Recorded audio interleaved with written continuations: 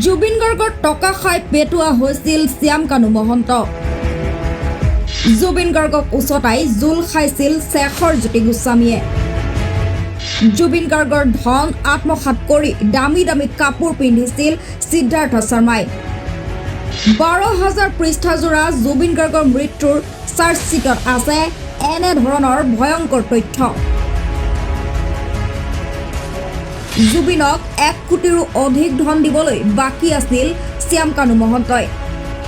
শ্যাম কানুৱে জানিছিল ইয়ট পাৰ্টিৰ কথা, কিন্তু ইয়টৰ কথা গম নাপাওঁ বুলি মিছা মাত দিছিল শ্যাম কানুৱে।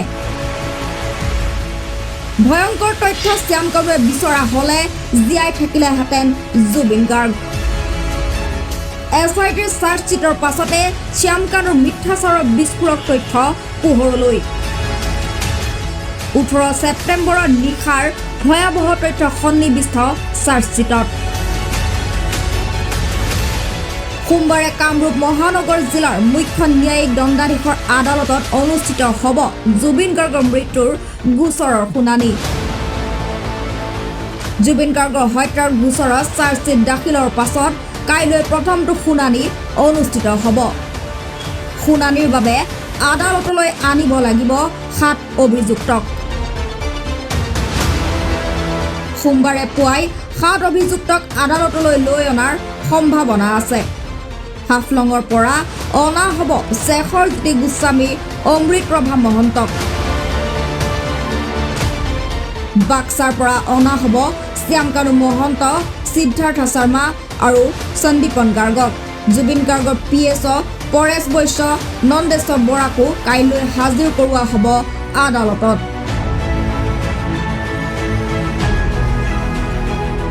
ইফালে আৰক্ষীয়ে তদন্তৰ সময়ছোৱাত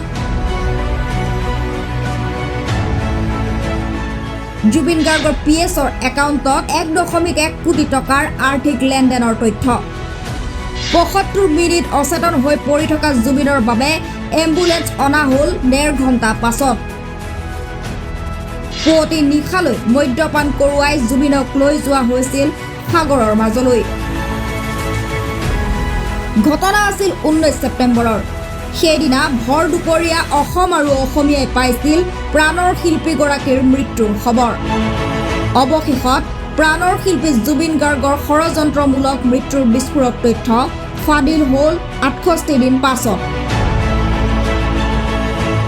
জুবিনক উদং কৰি টকা সৰকুৱাই আছিল সিদ্ধাৰ্থৰ পৰিকল্পনা।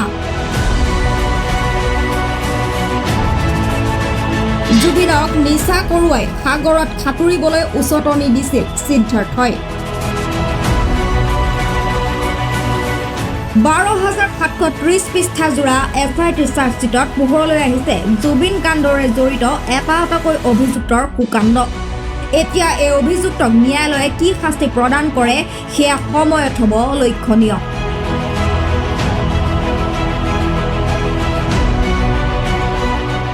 News desk report, Assam 365।